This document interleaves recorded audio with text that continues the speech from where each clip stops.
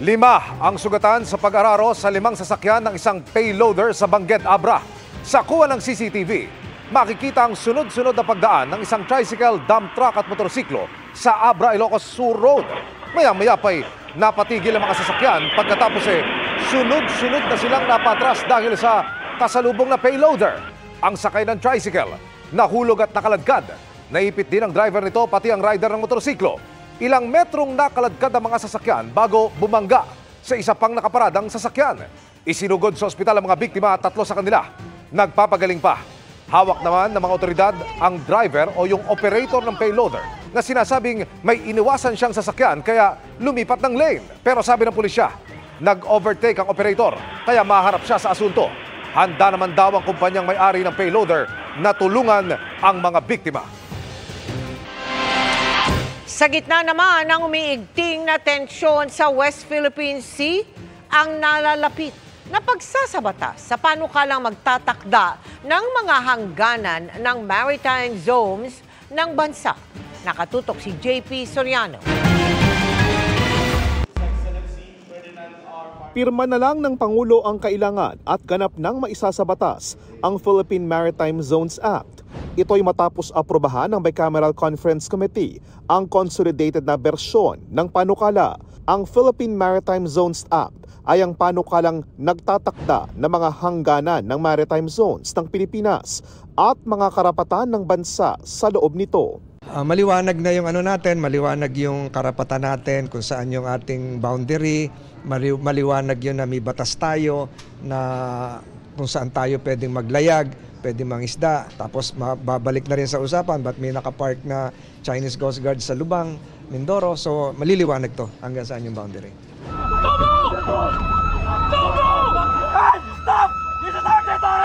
Mahalaga ang batas na ito sa gitna ng mga agresibong pagkilos ng China sa loob ng exclusive economic zone ng Pilipinas.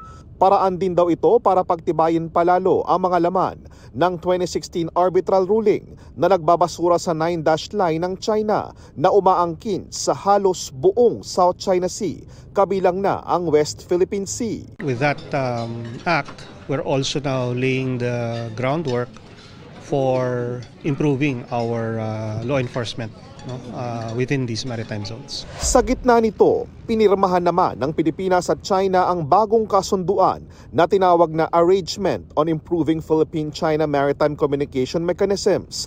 Ayon sa DFA, ang kasunduan ay nagbibigay daan sa pagbubukas ng ilang communication channel sa pagitan ng Pilipinas at China patungkol sa mga maritime issue. Kabilang dito ang mga kinatawang itatalaga ng mga lider ng Pilipinas at China, pati na ang Foreign Ministry at Coast Guard ng dalawang bansa. Para sa GMA Integrated News, JP Soriano, nakatutok 24 oras. Ipinakita na po ang disenyo ng Philippine Pavilion sa gaganapin na World Expo 2025 sa Osaka, Japan. Tampok at ipinagmamalaki ng naturang pavilion ang nasa 200 woven textile mula sa indigenous communities. Ayon kay Tourism Promotions Board Chief Operating Officer Maria Margarita Nograles, mahalaga ang paglahok ng Pilipinas sa Expo para maipakita sa mundo ang pang-world class na talento at pagkamalikhain ng mga Pilipino. Abot hanggang dibdib ang baha sa ilang lugar sa Davao City. Isinailalim naman sa state of calamity ang Maguindanao del Sur dahil sa epekto ng baha. Ang sitwasyon doon sa live na pagtutok ni Jestoni Humamil ng GMA Regional TV. Jestoni.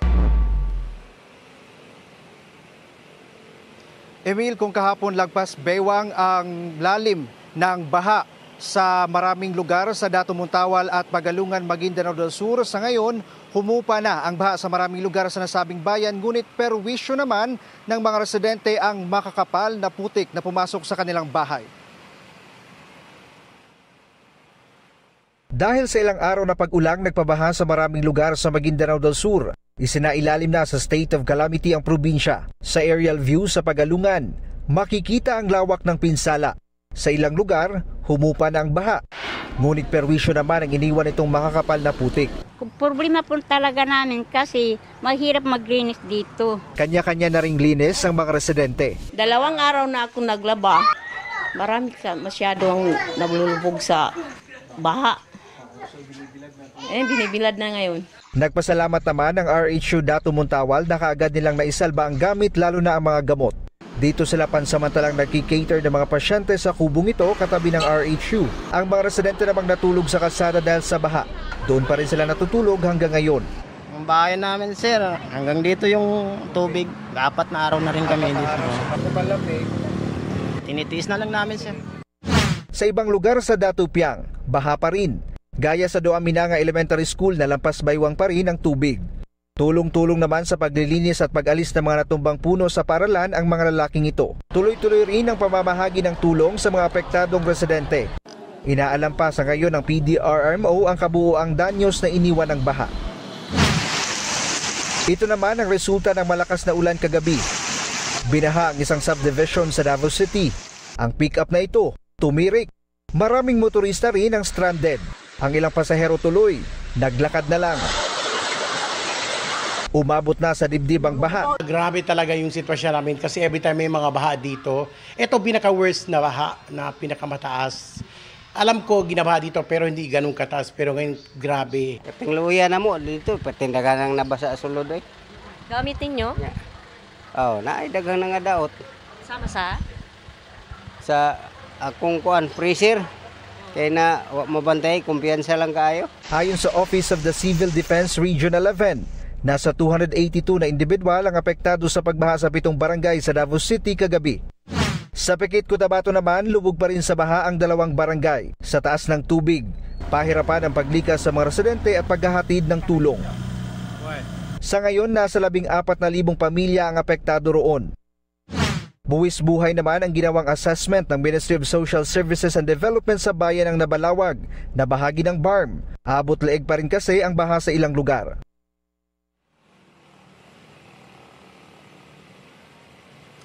Emil, dalangin ng mga residente ng Dato Montawal at Magalungan, Maguindanao del Sur na sana hindi na umulan ng malakas sa area ng Bukidnon, Cagayan de Oro City, maging sa parte ng North Cotabato. Emil. Maraming salamat, Jess Tony Humamil ng GMA Regional TV.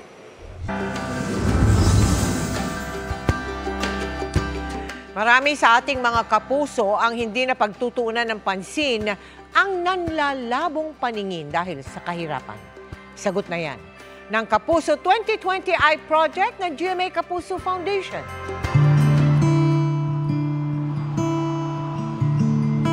Kahit putulang kaliwang binti, halos araw-araw, iniikot ni Rory ang San Juan City gamit ang kanyang tricycle para mag-repair ng mga sirang relos. Dagdag pahirap pa sa kanyang paghahanap buhay ang malabong paningin. Hindi na raw kasi angkop sa kanyang mata ang tig-50 salamin na nabili niya sa bangketa. Kaya laking pasasalamat niya nang mapabilang siya sa ating Kapuso 2020 Eye Project noong nakaraang taon kung saan may libreng eye check-up at salamin. Dati talagang hirap na hirap ako eh.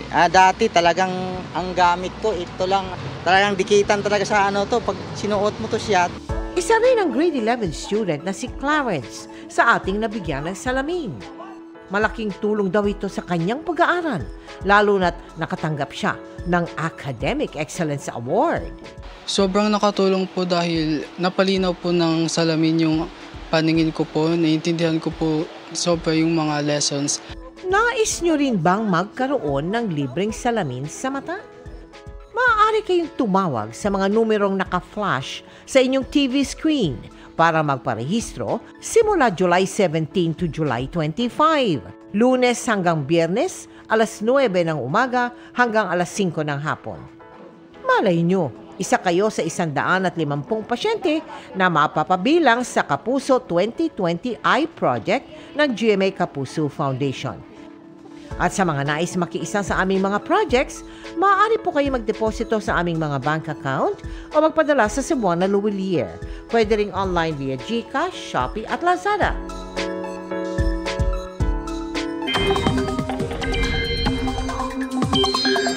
Mga kapuso, update tayo sa dalawang weather system na nagpapaulan sa malaking bahagi ng bansa ngayon.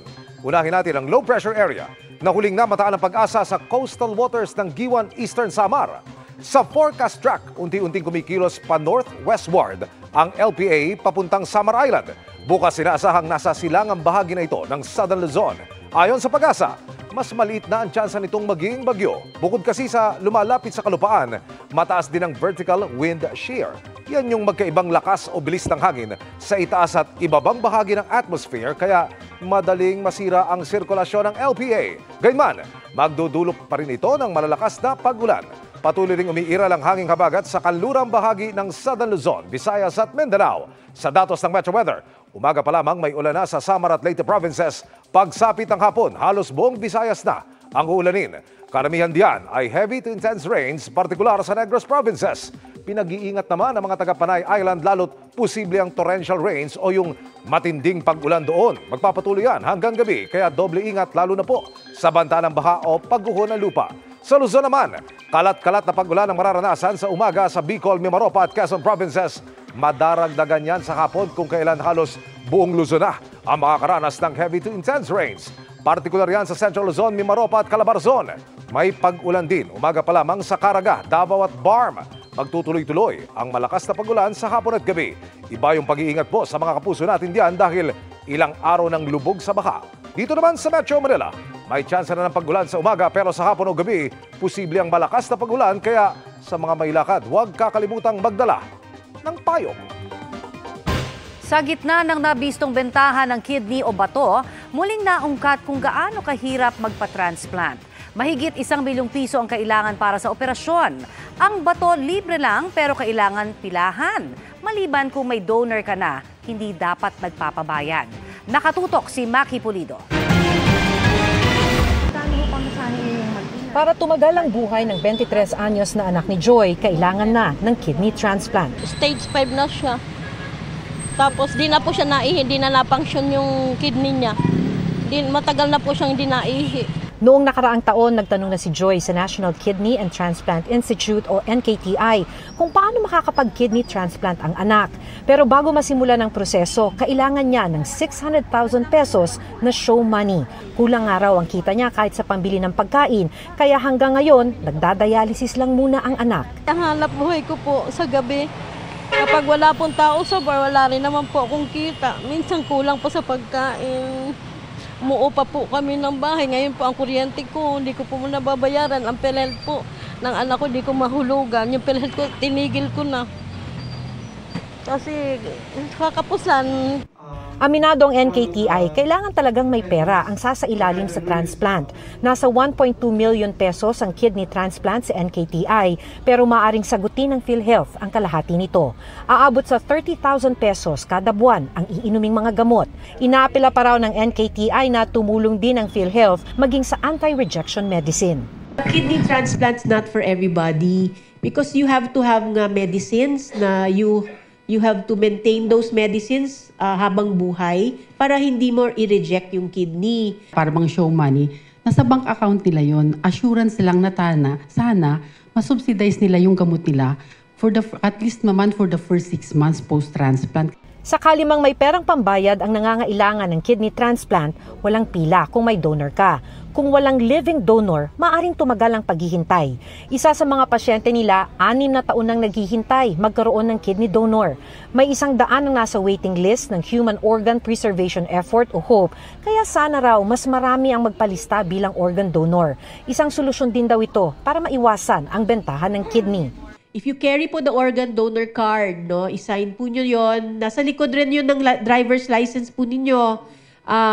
That in case anything happens to you and you're brain dead but your organs are still functioning, i-donate na po natin ang lahat ng organs po natin para those po with kidney failure, lung failure, heart failure, liver failure, they can have a new life. Sa gitna ng balitang bentahan ng kidney, giit ng NKTI, strikto ang kanilang proseso at sana raw ganun din sa ibang ospital. Kung non-related donors, kailangan po may emotional or social relationship yung donor and recipient. Nag-undergo po sila ng psychiatric evaluation. Meron po tayong Hospital Transplant Ethics Committee. We also have our head of our social worker as part of that committee. And then po, nag-i-interview sila dun sa kung saan nakatira yung donor. They will talk to the barangay captain. Para sa GMA Integrated News, Maki Pulido, nakatutok, 24 oras.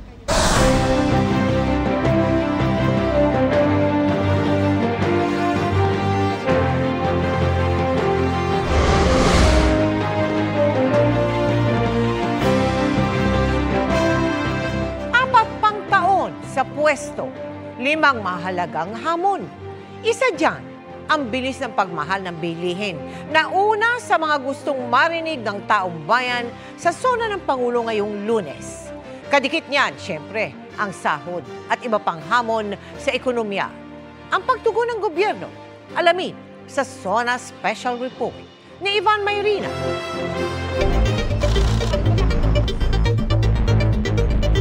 That's what I lose sleep every night over, is how to bring down inflation.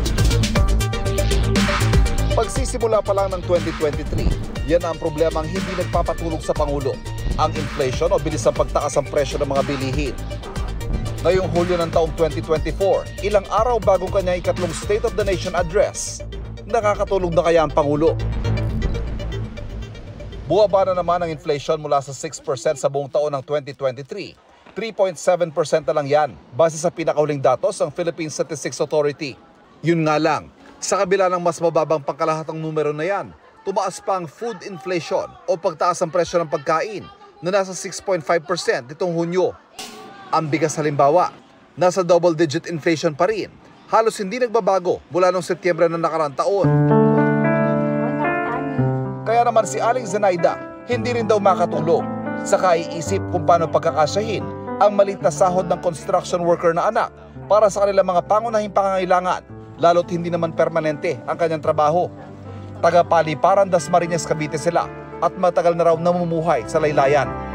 Pag alam kong tagilid na yung bigas namin, naglulugaw ako. Ayan, lulugaw ako 2 dakot. Kahit tag 2 subo lang sa amin, okay na. Basta hindi lang kami magutom. Inom kami ng mainit na tubig. Yun, abutan kami ng umaga. Hindi ako makatulog. Nag-iisip ako kinabukasan saan naman kukuha ng pansaing. Sobrang taas ng bilihin. Mabigat. Hindi namin kayang bumili ng ganong presyo. Base sa resulta ng Pulse Asia Survey nitong Hunyo, ang mataas sa presyo at pagpapababa ng presyo ang numero 1 nais marinig ng mga Pilipino sa susunod na State of the Nation address ng Pangulo. Sumunod dyan ang pagpapalago ng ekonomiya at paglikha ng trabaho. Sa palengke namin nakilala si Rolando Paet. Hindi naman daw siya mahirap pagmamalaki niya. Pero maging siya, aminadong hirap pagdating sa pagbabudget. 1,000 pesos ang kanyang budget para sa susunod na 2 o 3 araw para sa ilang pangangailangan nilang mag-asawa at 2 anak ang nasa kanyang listahan. Kabuang gastos sa 980 pesos. Hindi na nga muna isinabay ang kamatis at sibuyas sa lagay na yan. Hindi rin kasama dyan ang bigas. Bukod pa ang kuryente, tubig, panggasolina sa motor at iba pa mga araw-araw na gastusin. Yung pinamamalengke ko po na 1,000 eh. Kakatiting na lang yung nabibili ko. Kung tutuusin at kung pangkalahata ekonomiya ang pag-uusapan, hindi naman nangungulelat ang Pilipinas. Ang 5.5% ng GDP ng Pilipinas sa sukutan ng paglago ng ekonomiya ng isang bansa noong 2023. Number 1 sa ASEAN. Yun nga lang, sa parehong panahon, ang mas mataas sa GDP, natapatan din ang pinakamataas sa inflation sa rehiyon sa parehong panahon. Ang sabi ng National Economic and Development Authority o NEDA, wala raw sa kontrol ng Pilipinas ang marami sa mga sanhi ng inflation. It's a confluence of factors, no? One of this is the El Nino that we had, and then the other compounding factor was the supply from the global market, no? Because some countries restricted their exports. Ilan sa mga naging diskarte ng gobyerno sa kasagsagan ng pagsirit ng presyo ng bigas, ang pagmandato ng price cap sa bigas noong Setyembre na binawi makalipas ang 1 buwan. Nariyan din ang isinusulong na pag-amyenda sa Rice Tarification Law para muling makapagbenta ng murang bigas ang National Food Authority. At nitong nakaraang buwan lang, nagpasya naman ang NEDA Board na ibaba ang taripa sa ilang agricultural products kabilang ang bigas mula 35%, ginawang 15% na lang, na ang layunin ay mapababa sa 29 pesos kada kilong bigas. these are artificial inducements, one-shot deals. But ultimately, the long-term sustainable solution, one that is more meaningful, permanent, would be raising farmers' productivity. Ang pagtaas ng presyo ng mga bilihin isa sa mga basihan para sa pag-aproba ng taas sahod. Sa nakalipas na taon, tumaas na ng kabuang 75 pesos ang minimum wage sa Metro Manila. Ilang mga wage hike petition pa ang nakabinbin at may legislated wage hike ding isinusulong. Git ng mga manggagawa, hindi makasabay ang taas sahod sa taas presyo. Ang DOLE, pilit daw na binabalanse ito. We will never ever be able to strike the very perfect balance. Even on the matter of providing or coming up with an adjustment in the minimum wage, it's always a thankless job. Sa huli ang pagpapataas ng produksyon ng pagkain, ang pangunahing paraan ng gobyerno para mapababa ang presyo nito na siyang pinipilit makamit ng gobyerno. Yun nga lang, hindi agaran ng epekto. Sa susunod na 1 o 2 taon inaasahang mararamdaman na ang ilan sa mga proyektong yan tulad ng mga cold storage facility. Yung wastage mo talagang bababa. Ang tapon. So kung kaya naman tumataas ang presyo dahil kung kalahati natatapon, yung lugi mo doon, ipapatong mo doon sa nawala, di ba? Habang nananatiling pangarap ang abot kayang presyo ng bilihin, si Aling Zenaida umaasang sa zona ng Pangulo. May mailatag na solusyon para sila'y hindi na magutom. Para sa GMA Integrated News, Ivan Mayrina nakatutok, 24 oras.